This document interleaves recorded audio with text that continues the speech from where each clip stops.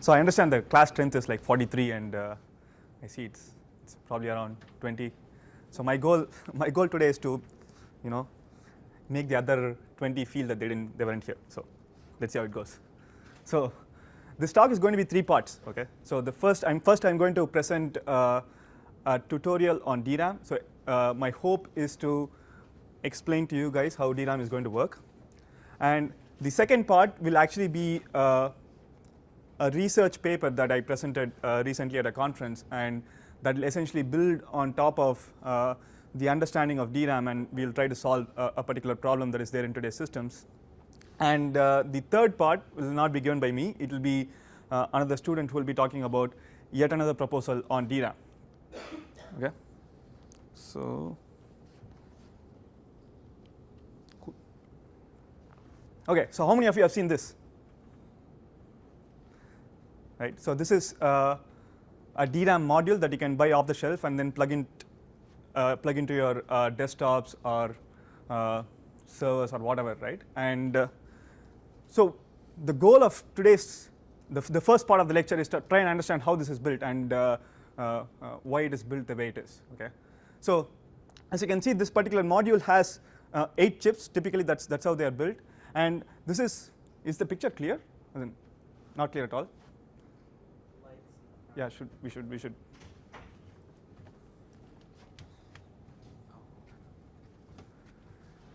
And by the way, I mean, I'm not a native speaker of English, so if you don't understand any terms or words that I pronounce, you can just raise your hands and ask for clarification. Okay, it's still not very clear, but this is the picture of a DRAM chip from this site, ChipWorks. And as I said, our goal is to understand what goes into this DRAM chip, how it is built. Okay, so before we actually get into that, what do you think are some of the goals of DRAM manufacturers when they go out and build this chip?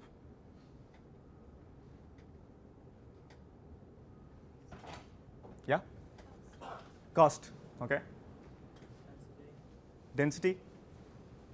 Let me write it down. I mean, I'll try to use a mixture of the slides and the board, but most of the details should be there on the slide. But I mean, if you want to take notes, feel free. So there was cost, density,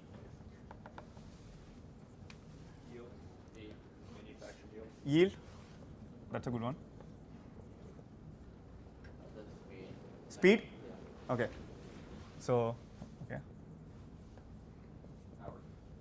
Power. Anything else?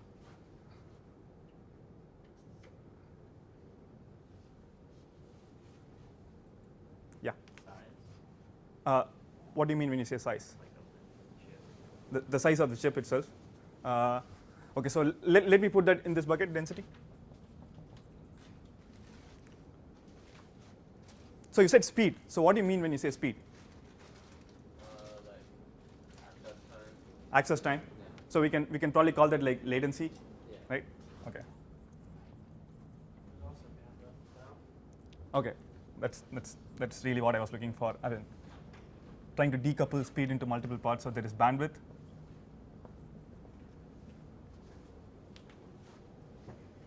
Okay, so that's pretty much the picture I was also looking for. But there's also this one other factor. So so talking of latency, let's say I have 10 different requests going to DRAM simultaneously.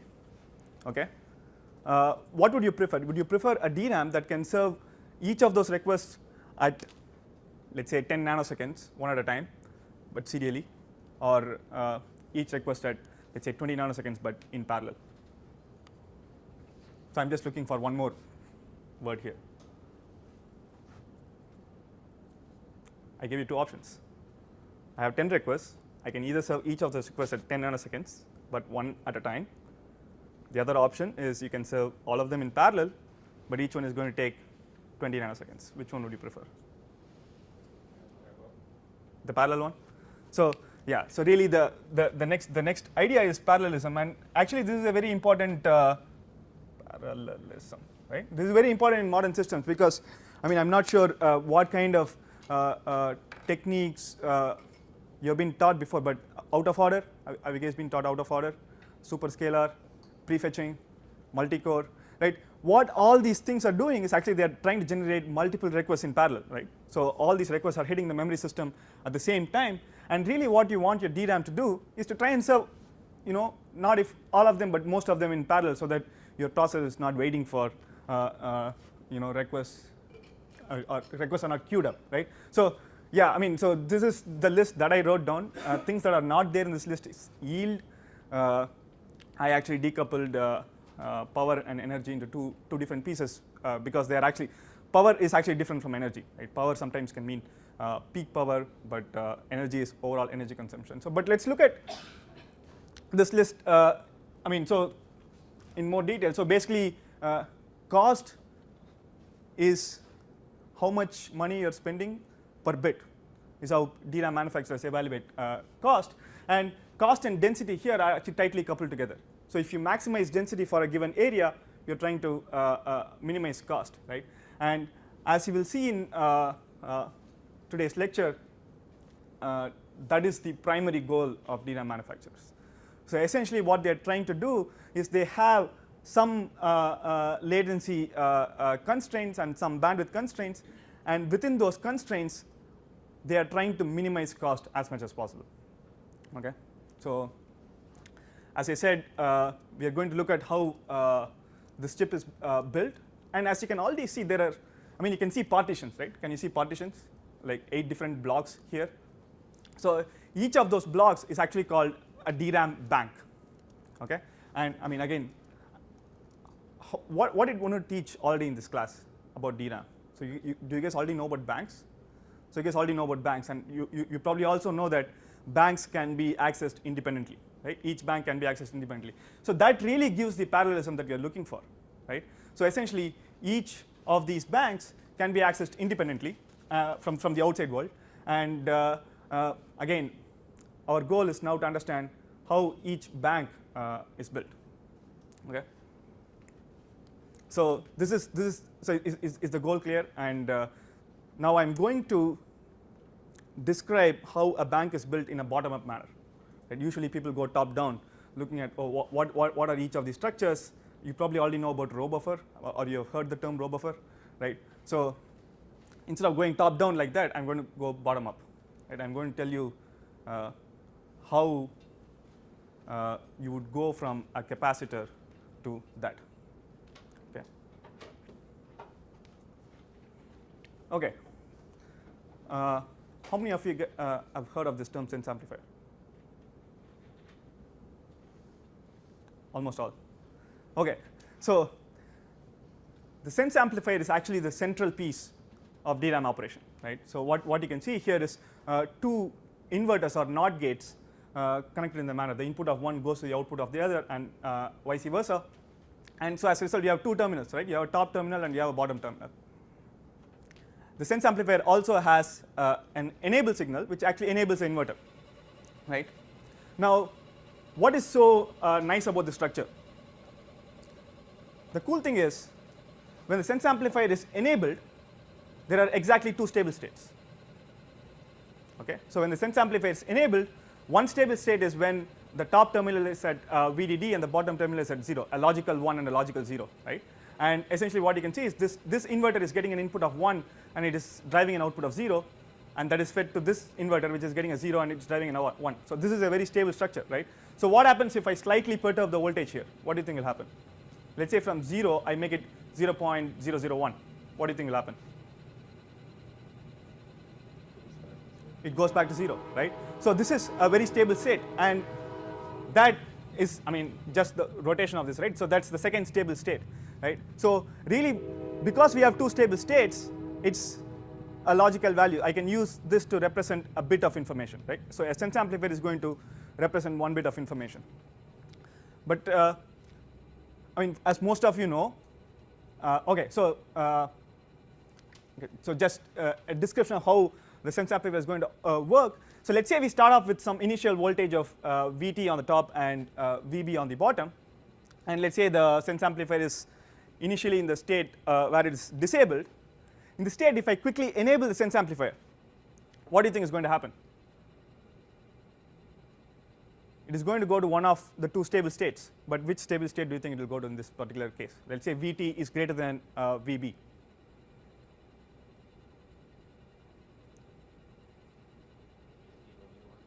Vt will go to 1 and Vb will go to 0, right? And if you start off in a state where Vb is greater than Vt, it's going to go to the other stable state, right? And I mean, this operation is extremely simple, right? But it's very powerful, and we are going to use this. So essentially, by setting up the initial voltage levels Vt and Vb, we can control which stable state the sense amplifier is going to go to at the end, right? And that's exactly what we are going to do. We are going to use this sense amplifier to read or write data into a large number of DRAM cells. Let's look at how that happens. So as most of you know, a DRAM cell is based on a capacitor, right? And I mean, people understand capacitors, right? Cool. So basically, it's a bucket of charge, and we are going to use again the two states of a capacitor. So the empty state, which we can call as a logical 0, and the fully charged state, which we can call as the logical 1. Now, the goal is to try and use this capacitor to store information, right? The bits that we want to store and access. Now, the problem with the capacitor is there are two problems. The first problem is it's small, right? It's really tiny, and going back to our original goal of reducing the cost, we really want to make this capacitor tiny because we want to store a large number of bits in a DRAM chip, right? So the capacitor is small, so it cannot drive circuits. The second problem is once you read data of a capacitor, the state is going to change, right? So let's say it's in the fully charged state, and I try to sense if it has charge or not, but that's probably going to drain the charge off the capacitor and it changes state, right? So reading destroys state. So we somehow want to build a mechanism that will allow us to read the small amount of charge or lack of charge in the capacitor, and then somehow convert it into a stable state that I can actually use to drive circuits. Okay, and the approach that DRAM manufacturers take today is essentially to convert the state of the capacitor into one of the two stable states of the sense amplifier. Okay, that's the approach. So let's look at how that happens. But do you guys have any ideas? Is the goal clear? I mean, this is exactly what is done today. I mean, you could think of other ways of achieving the same, but any idea how it is done today? Yeah.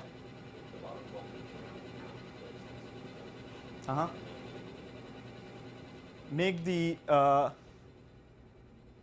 so let's assume that this is not VDD and 0. So make the bottom what?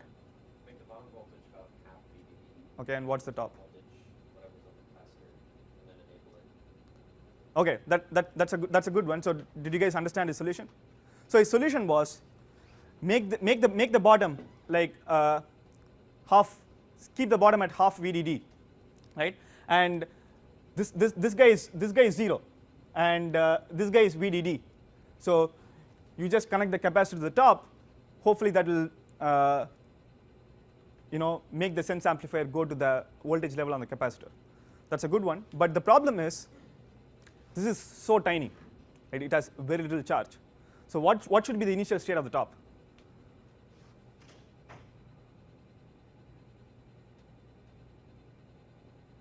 I mean, you're almost there. Just take a shot. Also off VDD. That's right. That's right. So here is the mechanism, right? So you maintain both the bottom and the top at half VDD, and here is your DRAM cell initially in the fully charged state, and the sense amplifier is initially disabled. Now in this state, right? In this state, if you connect the cell to the sense amplifier, what is going to happen is this guy is at VDD. It's fully charged. That guy is at half VDD. So charge is going to flow from higher voltage to lower voltage. So in this case, the voltage on the top is going to only slightly increase, right? It's not going to increase significantly. It's a slight perturbation on the top because, as I said before, the cell has very little charge, right? Now, as you can see, the top is slightly larger than the bottom, right? And if you go and enable the sense amplifier in this particular state, what is going to happen is the sense amplifier is going to go to the stable state where the top goes to VDD and the bottom goes to 0, which is exactly what you wanted, right? And the cool thing is, since this switch that connects the cell and the sense amplifier is still closed, this particular operation is also going to refresh the cell back to its original state. So you have achieved both goals, right? The first goal was to convert the small amount of charge on the capacitor into a stable state of the sense amplifier. We have achieved that. And the second goal was to somehow restore the charge that was there in the capacitor, and we have also achieved that using this process. So are there any questions till now? Because from now on, it's just extremely simple design principles that we are going to use to scale up this particular mechanism to build a large DRAM chip. No questions? Okay. The problem with this particular mechanism as such is that the sense amplifier is huge compared to the DRAM cell. Again, as I said, our goal is to make the DRAM cell as small as possible, and if you're achieving your goal, your cell is going to be 100 times smaller than the sense amplifier, right? And the second problem is we have this switch, and we need some logic to control that switch. We need to determine whether this particular cell is currently being accessed or not, right? So that depends on what address I want to access from DRAM, and that logic, the computation that you need to do to determine that control signal is also huge. So we want to kind of amortize that cost over a large number of cells. So that's exactly what we are going to look at, right? So this is the picture that I showed in the previous cell. So I've just replaced the switch with a transistor that is actually used to implement the switch, right? Now the question is, how are we going to amortize the cost of the sense amplifier and the logic that controls this transistor, right? And the simplest thing is connect as many cells as you can to the sense amplifier. So this is really a column of DRAM cells that are connected to the same sense amplifier, okay? And to amortize the cost of this logic, what we are simply going to do is this. So you have an array of sense amplifiers, and again by extension you also have a 2D array of DRAM cells, where cells that belong to the same row are controlled by the same logic signal, and all the sense amplifiers are controlled by the same enable signal. And what determines whether each row is either active or not active is basically a row decoder, right? So this particular picture is what we call a DRAM subarray. This is the row buffer. So you guys might have heard of a row buffer before.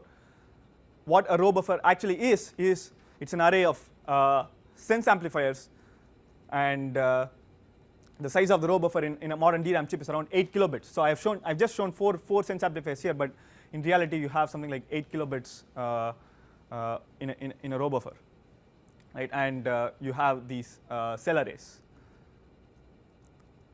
Is this part clear? However, this is not the DRAM bank. So a DRAM bank is basically a collection of subarrays. Any reasons why we may want? Because I think so far, I think that the picture that you may have had in your mind is a DRAM bank is a huge array of DRAM cells connected to a single row buffer, right? But any idea why we want multiple subarrays in a bank? Yeah. Reduce latency, reduce bandwidth, so you don't have a huge bunch of capacitance on your lines, because if you have all of them together, you can have a lot of capacitance on that line. But you said something about bandwidth initially. I didn't get that part. You can increase the bandwidth if you reduce the latency. Basically, you're allowing smaller critical paths, right? Because if you have a smaller section, you're going to get less capacity.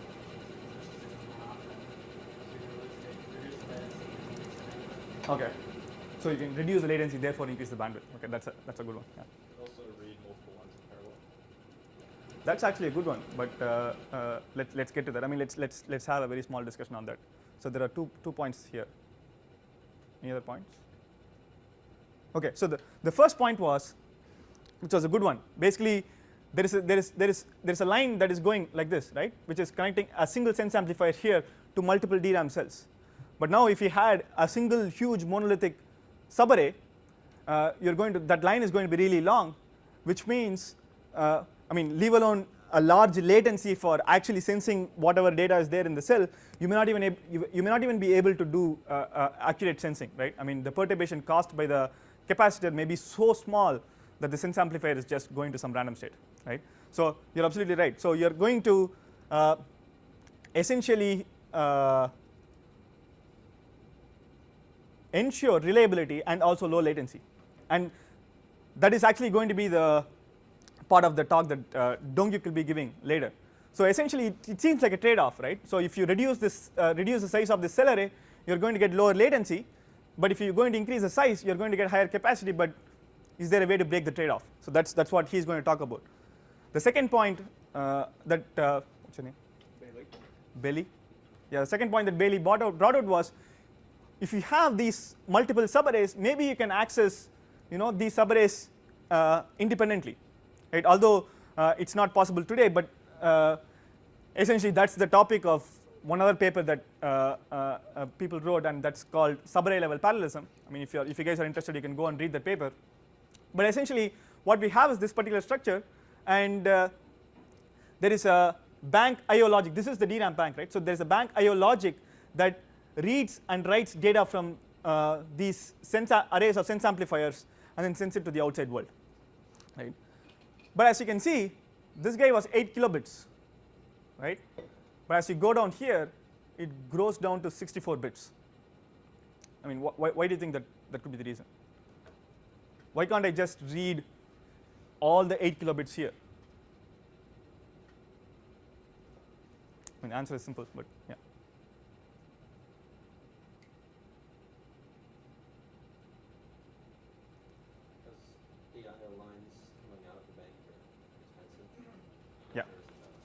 Yeah, I mean, it's simple. The longer your line is, you want it to be thicker so that it's reliable, right? And the line that goes from here to there is really long, right? So it has to be thicker, and if it has to be thicker, you can only have fewer lines, and that's the reason. And you will see that as we go out of the chip, it's going to go down further, right? So this is the picture of a DRAM bank, and you have all these connections, but I'll describe these connections later.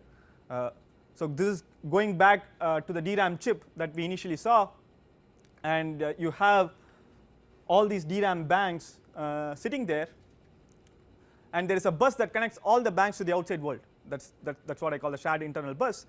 And as I said, what goes out is actually 8 bits. Okay, so it's interesting. Here we have 64 bits coming out. Here we have 8 bits going out. Any reasons why? What is the connection between the 64 bits and the 8 bits? It's actually interesting.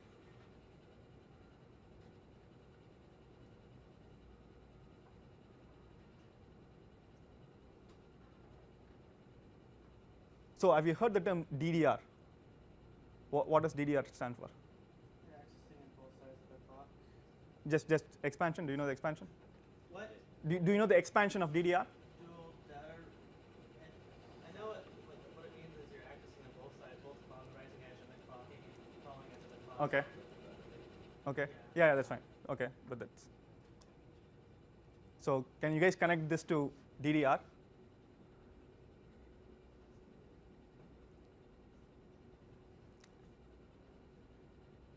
Okay, so here is the thing. So he's right. Basically, DDR means you access data both at the rising edge and the falling edge. But here is the thing. I mean, you might have heard of DDR 1066, DDR 1666. So there is a frequency associated with the memory channel, right? That's your DDR whatever, right? So if you are, let's say, DDR 1000, for example, it means your memory channel is operating at 1000 megahertz. The thing is, DRAM internally operates at a much lower speed, right? So to be precise, internally DRAM operates at 4 times lower speed than what your bus is operating at. Okay, it's exactly 4 times lower. So if your bus is operating at 1 gigahertz, your DRAM is operating at 250 megahertz. Why? Because when you are manufacturing logic in DRAM process, that logic cannot be fast. Again, I mean, that's physics, which I don't want to get into. So internally it operates at 250 megahertz, and you get 64 bits here, but you want to send 8 bits on both cycles. So essentially that's the 4 times the difference in speed between the internal DRAM process and the memory bus. But that's it. I mean that's DRAM chip, and let's quickly look at how it operates. I mean how a memory controller would access data from this DRAM chip. So let's say we wanted to access the black box there from this particular row. I mean this is again a single bank. The first step is what is called an activate command, right? And you give the row address along with the activate command, and what it essentially does is it feeds the row decoders with the corresponding row address, and each subarray is going to figure out whether that particular row address belongs to it or not, right? So in this case this particular row address corresponds to that row, so this subarray will not do anything, but that subarray is going to say, oh, this row belongs to me, and I'm going to trigger the DRAM operation that I described to you in the beginning of this talk, and it's going to essentially copy the data from the DRAM cells to the corresponding row buffer. So this is activate. The second step is to just issue a read or write command to the corresponding column. So you know which column of data this is, and once you issue that command, what is essentially going to happen is the column address is fed to the bank IO logic, and the bank IO logic is going to read the corresponding data from the row buffer and send it to the outside world, right? It's a cache line that you want to read.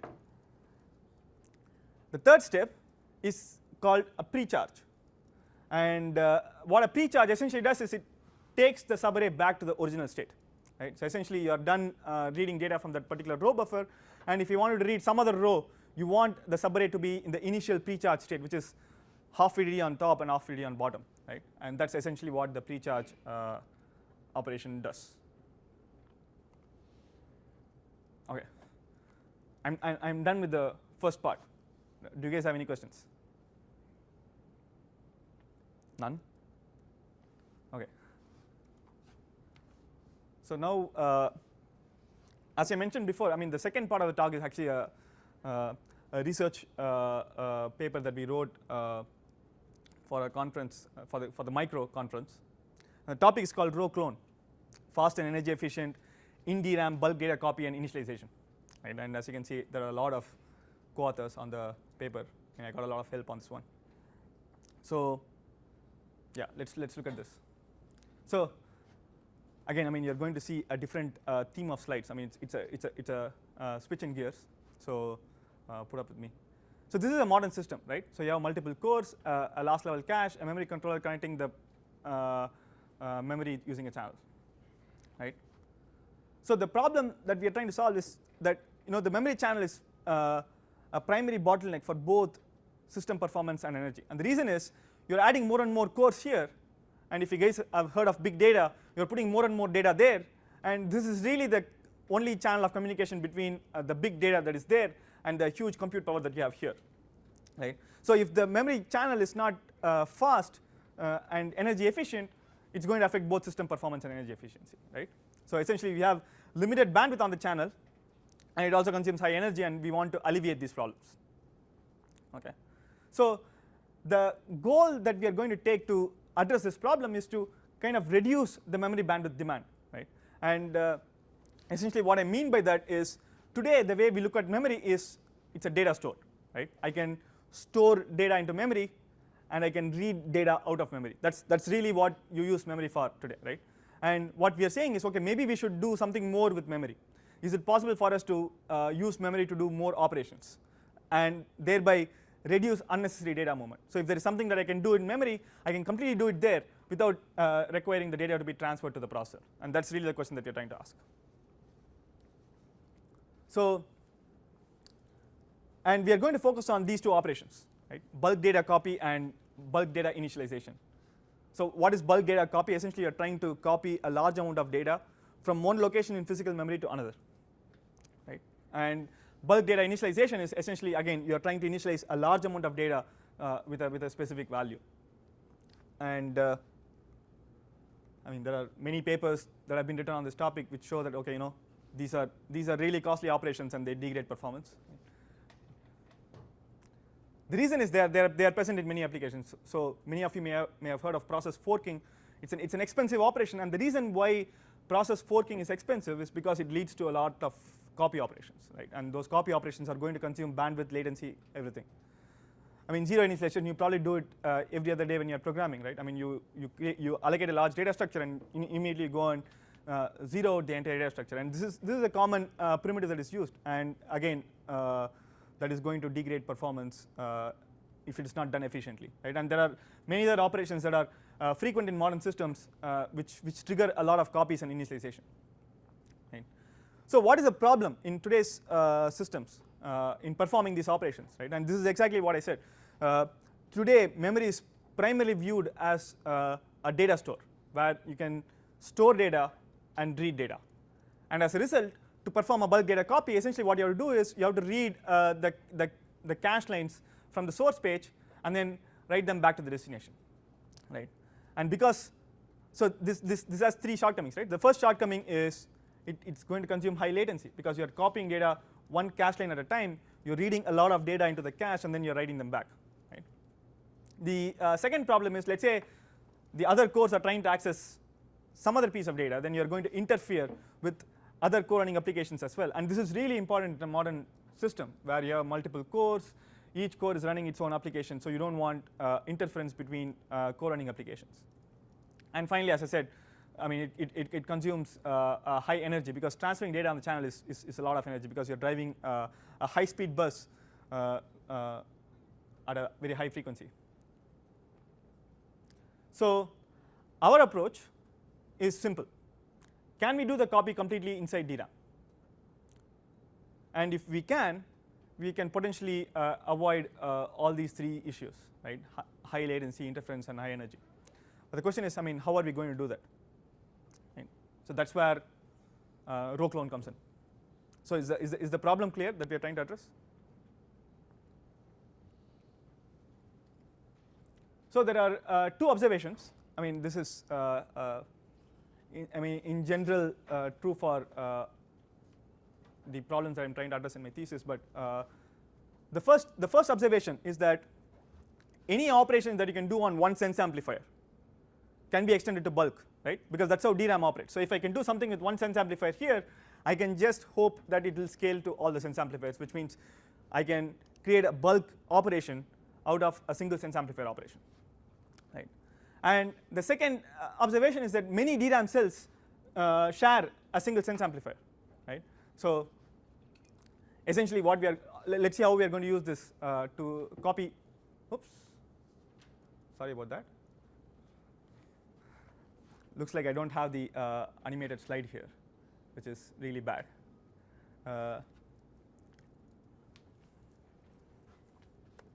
Just give me a moment. Okay, I'm not going to animate it, but I'm going to take a different slide deck that actually has the animation.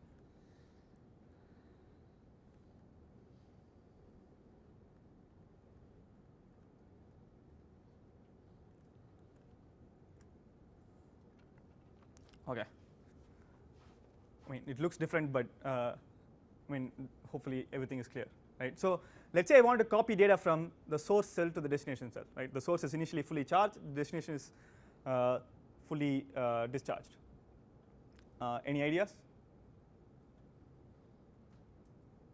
It's simple, yeah. You like flip the top switch first, and then open it, and then turn the bottom switch on, and then hit the copy.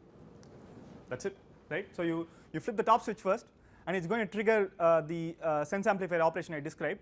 The sense amplifier is going to go to a stable state, right? So this is a stable state of the sense amplifier.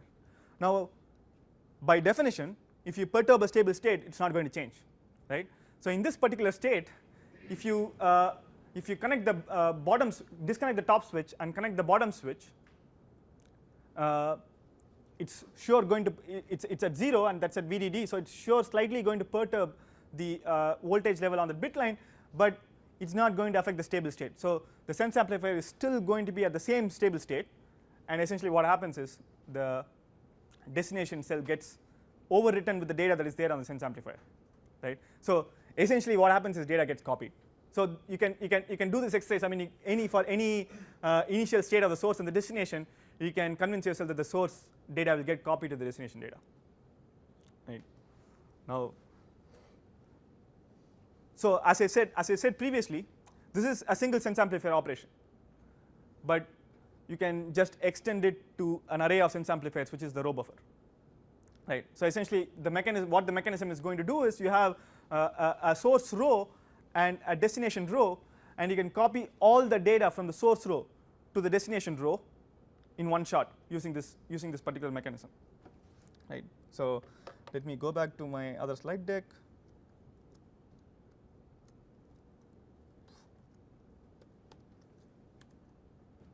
So essentially, what we get is across a module you get a 4 kilobyte or 8 kilobyte copy in one shot, and it significantly reduces both the latency and the energy. Right. I mean, this is probably the most efficient way of copying data within DRAM, and we do that with no bandwidth consumption. Right. So there is no data that is transferred outside the chip. Everything happens completely within the DRAM chip, and there is no data that is transferred out. Right. And as you can see, what the key concept here is we are exploiting the way DRAM operates today.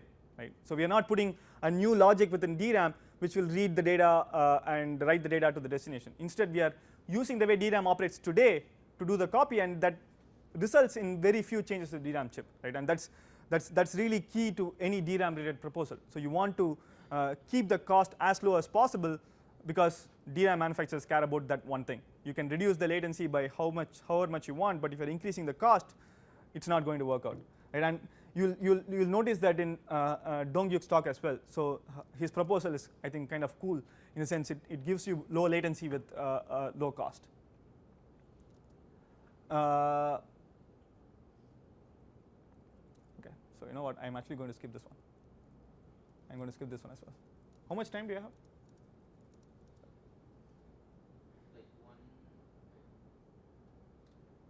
Is that like 110? Yeah. Okay, so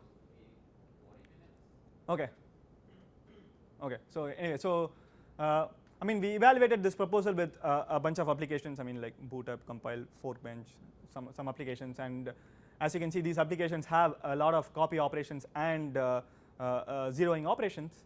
And what we find in our again, these are like these are applications with a lot of copy, and you can see that those are really like system level operations, right? Booting up a system, fork bench, which again you can expect forking to cause a lot of copies, and then a shell script, which is again spawning a lot of processes, a lot of copies, a lot of zeroing, right? And what we found was good performance and lower energy. That's the conclusion. I mean, this is like performance improvement of row clone, and that's it. But your source and destination you're trying to copy to, don't map to the same array cells. That's a really good question. So his question is, so the mechanism that I described, it's trying to copy data within the same subarray, right? I mean, the source and the destination should share a row buffer, but so here are two ways to address the problem.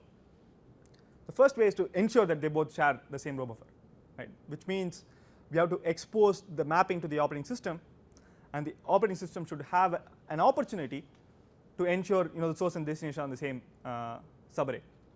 And for that reason, our evaluation actually focuses on this particular type of copy operation called copy on write. How many of you know about copy on write? Not many. So it's actually a very cool trick.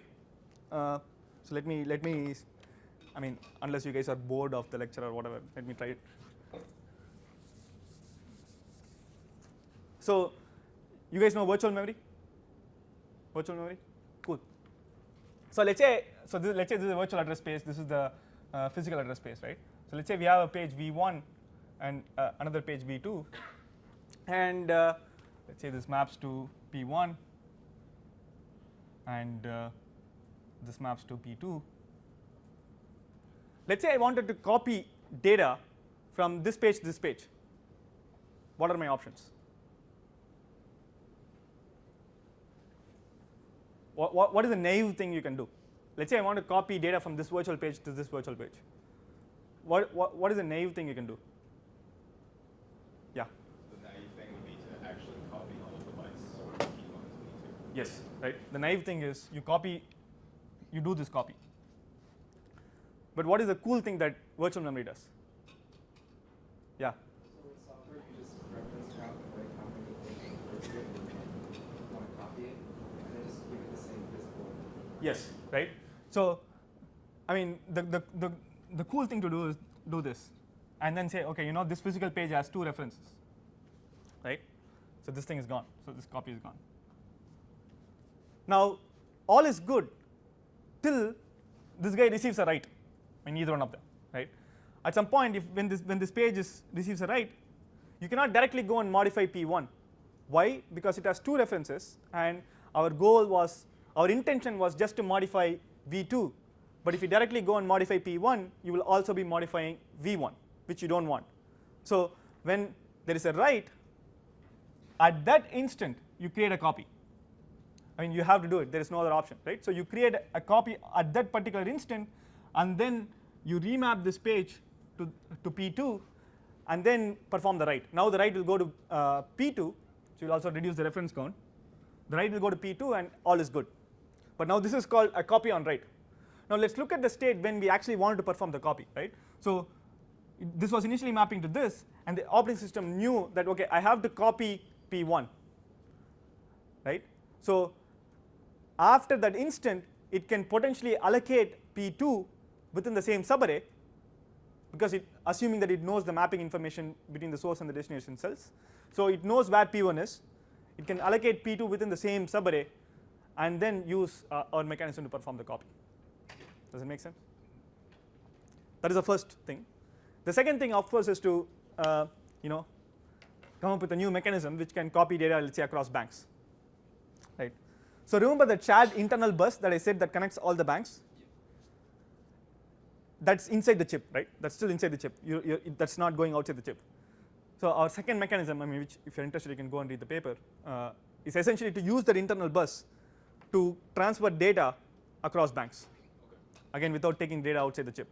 So it's still a lot slower than, because I mean that bus is 64 bits, right? This is, I mean, the mechanism that I described is 8 kilobits in width, so you can copy 8 kilobits in one shot.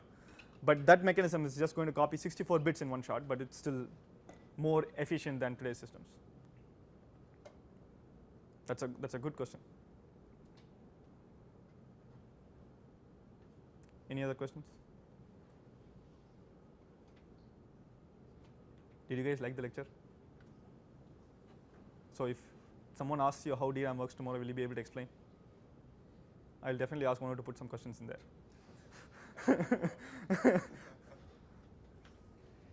Cool, thanks.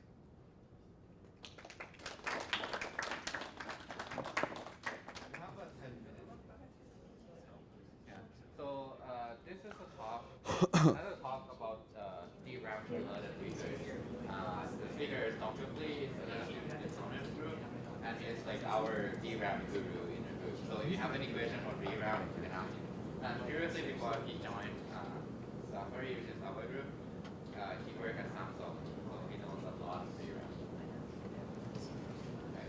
Okay, hello. So today I talk about a new DRAM architecture which called the tiered latency DRAM, which enables low latency in DRAM and also with low cost. So let me start with summary. The problem is that DRAM latency is a critical bottleneck for system performance, right? So our goal is to how can we reduce the DRAM latency without increasing huge cost, right? So we observed that the long bit line, yeah, you heard about the bit line from the previous talk, right? Long bit lines are the dominant source of DRAM latency. So our key idea is divide this long bit line into 2 shorter segments, shorter sub-bit lines. So that's why that's caused fast and slow segments. So which enables latency heterogeneity in DRAM. So by using such a latency heterogeneity, we improve system performance and reduce power consumption. Okay. So let me first explain the motivation and key idea. So this graph shows the DRAM trend during last 12 years. Y-axis, one of the y-axis is capacity, and the other is latency. During last 12 years, DRAM capacity has been increased by 16 times. Yeah, you know about that. But DRAM latency, in terms of timing constraint, is only reduced by 20%. So DRAM latency continues to be a critical bottleneck for system performance. So to understand why DRAM latency is not scaled well, we first look at DRAM organization briefly, because you already know about a lot of things. So this is DRAM, and the DRAM has cell array and I/O circuitry to transfer the data from cell to the off-chip channel. So maybe Vivek said before, Subarray, DRAM cell arrays consist of multiple subarrays. So read data from DRAM is two things. One is subarray access, and the other is the access data is transferred to the channel by I/O access. So the DRAM latency is sum of the subarray latency and I/O latency. So we observe the subarray latency bring the data from cell to outside of cell array is the dominant source of DRAM latency. Why? Let me briefly explain a little bit more about the DRAM organization and details. So this is a DRAM cell array, and multiple cell is a two-dimensional grid of cell, and row decoder and sense amplifier. The other name of sense amplifier is row buffer. You know, right? Yeah. So each cell consists of capacitor and access transistor.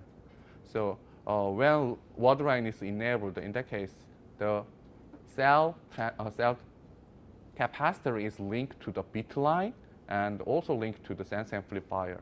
So sense amplifier sense the capacitance of the charge of this cell capacitor.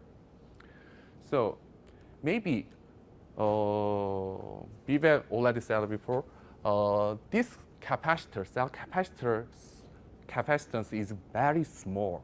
So it requires a very precise sense amplifier. So the size of sense amplifier is pretty larger than cell size. In this example, 100 times larger than cell size.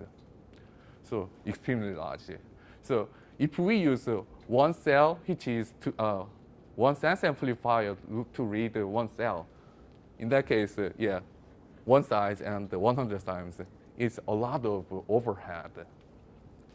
To amortize such a large sense amplifier area, so multiple cells, like hundreds of cells, is shared one sense amplifier by connecting across this bit line. You understand, right? So the problem is this. So multiple large number of cells is shared a sense amplifier across the bit line, means that each cell has their own parasitic capacitance. That means the bit line has a large parasitic capacitance, which increase the latency to access DRAM. The problem is, long bit line has large bit line capacitance and higher latency. So remember, long bit line, there's two kinds of organization. Long bit line case, large bit line capacitance cause high latency. The intuitive solution is, we just make a short bit line. Then the area is very huge. So DRAM organization has two kinds of trade-off between area and latency. Is that clear? Okay. So let's go back to the original slide. So you may know about the process technologies. The frequency of the processor is kind of drastically increased during similar timeline. But the DRAM technology is just only reduced to about 20%. What this result comes from? That is related to the number of cells bit line, how long the bit line it is. So, for example, recent DRAM use longer bit line, like 5 to 12 cells per bit line, and previous generation one is shorter bit line, like 128 cells. So technology is developed to make faster transistors and lower capacitance lines, metal lines, but such a benefit is not to reduce the latency, but to increase the area efficiency by using longer bit line. Okay. So this new graph shows the trade-off between area and latency. X-axis is latency, and the y-axis is normalized area. So in this graph, lower left is kind of ideal case, 0 latency and 0 area. Okay. So commodity DRAM use a long bit line to minimize the area. If we reduce the number of cells per bit line, in that case, the area is kind of drastically increased. But we can cut some of the latency in here. So some of the fancy DRAM, low latency DRAM use shorter bit line. So kind of reduce the latency at the cost of area. So our goal is to achieve the best of both worlds, area efficiency and low latency, right? So again, to approach, long bit line has a small area, but high latency. Short bit line has low latency, but large area cost. So our goal is to get the best of both worlds. How? Yeah, our proposal is first start from the long bit line case. Yes, long bit line case. So we can achieve the small area. After that, we just cut the bit line like this. In that case, you can see the bit line length of this segment is same with the small area case. So we can access this small segment with low latency. One more thing is we need to still access the other fraction, right? So we just add some transistor. We call it isolation transistor. Means by functioning this transistor, we can isolate this small segment. As a result, we achieve a small area using long bit line, still long bit line, and enables low latency segment. We called this architecture or new DRAM architecture as the tiered latency DRAM. So let me a little bit detail about tiered latency DRAM more. So again, the key idea is to divide a long bit line into two shorter segments with isolation transistor. We call the segment directly connected to the sense amplifier as the near segment, and the other portion, which is connected to the sense amplifier across isolation transistor, called as far segment. So, it's kind of intuitive. How can we access the near segment? In that case, isolation transistor is turned off, such that this near segment is electrically decoupled from the far segment. As a result, reduce the bit line length, which is causing reduced bit line capacitance, and it causes low latency and low power consumption. To access far segment, this fraction, definitely, we just turned on isolation transistor. Now, the far segment is connected to sense amplifier. In this case, we implement with the long bit line and large bit line capacitance. But the problem is we add this isolation transistor. Even though the transistor is turned on, there is some parasitic resistance. So the latency to access far segment is a little bit larger than the baseline system, not having this isolation transistor. Okay, so we evaluate what is the latency of these two segments and power consumption of these two segments. The methodology is, baseline commodity DRAM has a long bit line, 512 cells per bit line. And the total number of cells per bit line is still same with the commodity DRAM. But we divide into two segments, 32 cell near segment and 480 cell far segment. So we simulated with detailed SPICE model. And we use some of the tools to estimate the power consumption. So left graph shows DRAM latency. This is come from one of the DRAM timing parameters, TRC. RC means low cycle time when we changing a row, when we changing the accessing law within a bank. This is the kind of largest timing parameters in DRAM. Some other parameters also kind of such a variation, but I just represent one of the parameters, TRC. So y-axis is the latency, normalized latency. If we assume the commodity DRAM as the 100%, near segment is kind of reduced by 56% of commodity DRAM latency. But per segment is kind of increased about 23%, mainly due to the additional resistance of isolation transistor. So for the power consumption, so near segment is reduced about half of the power consumption because we reduce the bit line length, means reduce the bit line capacitance. So accessing the bit line is reduced.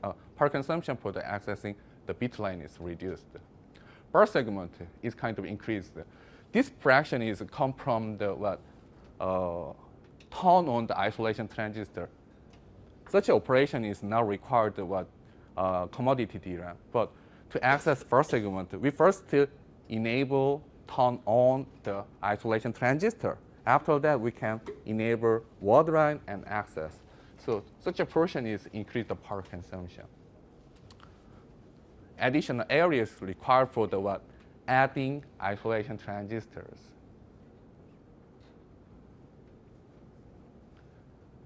Okay, so this graph shows the latency variation when varying near segment length.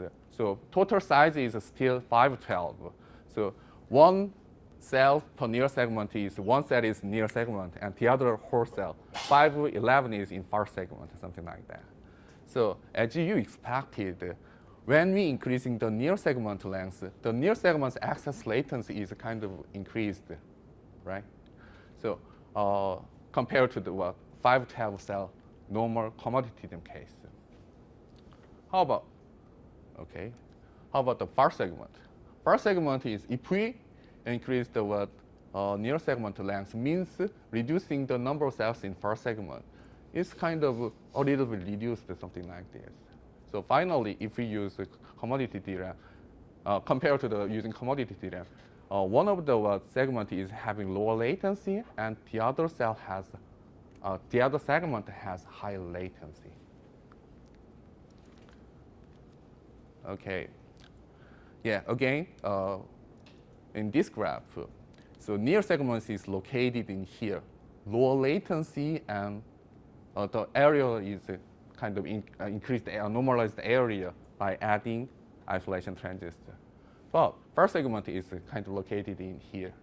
So commodity DRAM has only in this curve, but we can kind of break the latency in two segments, near and far segment. So is that clear? Okay. So next thing is how we can leverage this tiered latency DRAM in real system. So tiered latency DRAM is a substrate that can be utilized any kind of organizations. So many potential uses. So one of the intuitive thing is hardware managed inclusive cache. So if we know which row is kind of accessed frequently. In that case, we can cache the row from the first segment to the near segment and accessing the row frequently. Then we can get maximized the performance benefit from such a mechanism, right? So the other is same cache mechanism, but now it's exclusive cache. I explain what is the difference between these two things later. And third thing is profiling-based page mapping by operating system. Operating system somehow know which cell will be utilized frequently. In that case, operating system just allocate the row, the page to the one near segment, and the other things go to the first segment, right? And simply just replacing DRAM with tiered latency DRAM. But this first approach does not show much benefit because first segment has some penalty, latency penalty, and power consumption penalty. So 1, 2, 3, the first three mechanism is kind of showing the performance improvement and perk reductions. So in this talk, I will just show the result of the first one, inclusive cache mechanism. So now what we want is, the organization is, sense amplifier, low buffer, and near segment and first segment. What we want is caching some of the row from the first segment to the one near segment, right? So now the question is, two things. First thing is how efficiently migrate a row. Migration means data migration between these two segments to cache the row, right? So how to efficiently migrate a row between segments. Second thing is what is the efficient policy for such a cache? So let me explain the first one. So again, the goal is, we try to migrate the source row data to the destination row, which is located in near segment, right? So the solution is just memory controller outside of DRAM is read the whole data of source row and write them back to the destination row. But it requires very high latency, right? So our way is based on the observation. This bit line is kind of burst between these two segments. So we migrate the whole cell from the source row to the destination row simultaneously across this bit line. So it's kind of similar to the row clone method previously Vivek presented. How we can do that? So first we activate the source row and the sense amplifier row buffer read the data. After that, we just activating destination row. In that case, the sense data is kind of simultaneously migrated, right? So you know about the row clone. In that case, it's very easily understand. The difference is row clone is migrate from here and pre-charge the previous row and activate another row. In this case, just simultaneously activate any of this one. So more specifically, we would like to migrate between the segments. Such a thing is a little bit different, but basic mechanism is kind of similar. So this migration is overlaps with the source row access. After source row access, we just copy the whole things to my destination row. So additional latency penalty is very low. So we can migrate the data over a specific row to the destination row simultaneously with low latency using such a mechanism.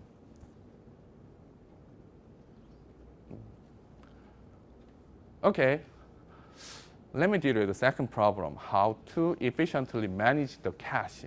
So now the near segment is cache. How we can manage this cache? So you learned about cache recently, right? So we can just simply caching LRU cache, right? Most recently used one is cache remained more in the cache area. What else we can do? Based on the based on the we just observe some of the DRAM timings. So this is timeline, and there is one request for the row 1. During serving this request, another request can become in here. That means the second request need to wait until finishing the first row access. After finishing that, second row can be accessed. So the long latency of the first row is kind of increase the latency of the second row access. So we called this such a row as the wait-inducing row. If we caching such a wait-inducing row in the near segment, in that case, not only for this row latency, but also for the latency for the other row can be reduced. So second policy is just to select such a wait-inducing row and caching the row in near segment. Basically caching the first row, we can get benefit of the latency benefit of the accessing first row and second row. We call this one is wait minimized caching. Third thing is just combining these two things. LRU-based one and wait inducing row. We can kind of give some credit for each row, which calls simple caching, come from the simple caching, and wait minimized caching, and balancing them. That is benefit-based caching. So let me show brief result for using this tilde latency theorem as inclusive caching.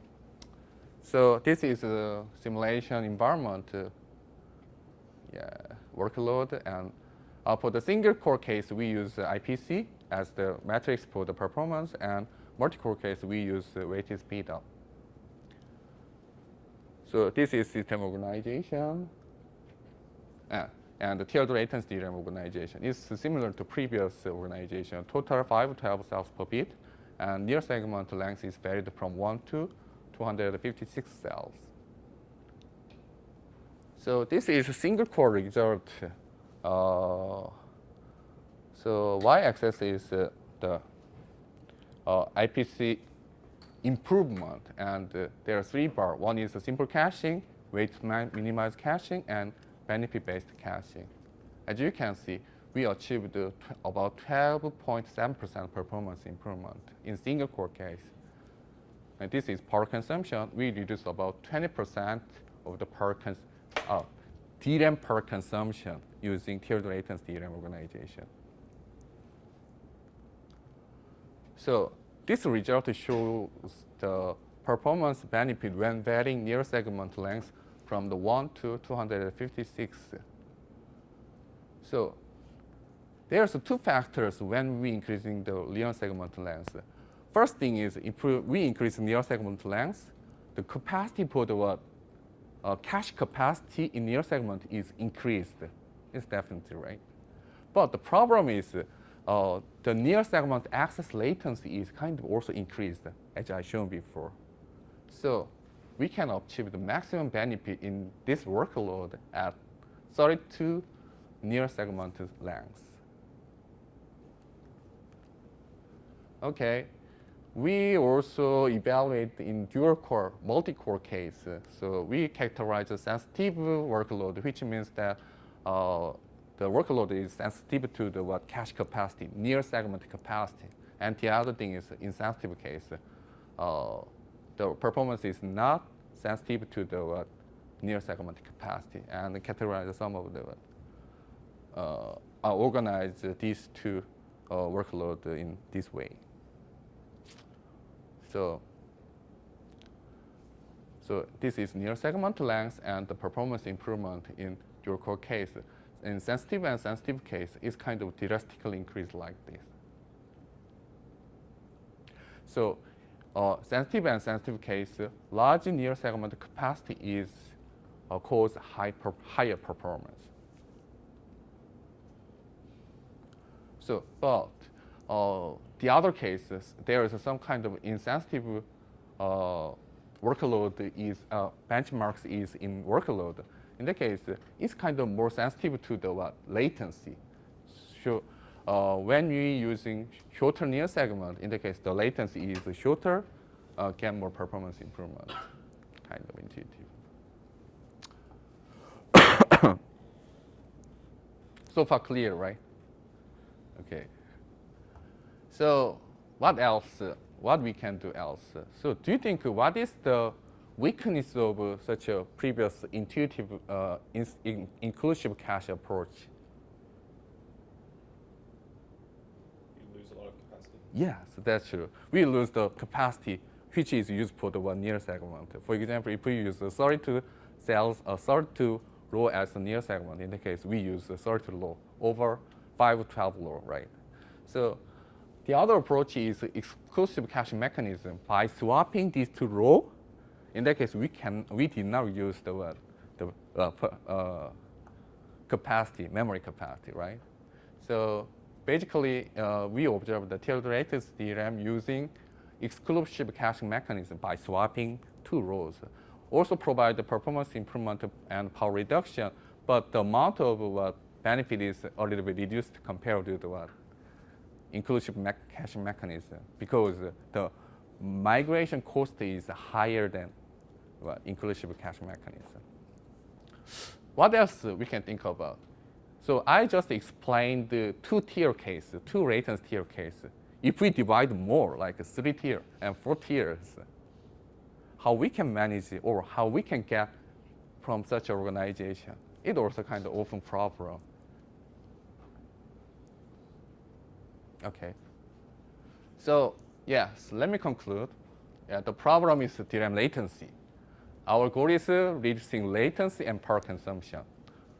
The observation is long bit line is cause the high latency of DRAM. So idea is to divide long bit line into two shorter segments, which lead to latency heterogeneity in DRAM. By using such organization, which called the tilde latency DRAM, we can get some performance improvement and power reductions. Okay, that's all what I have right now. Is there any questions? Or not for the tilde latency DRAM, but for any DRAM configuration I can.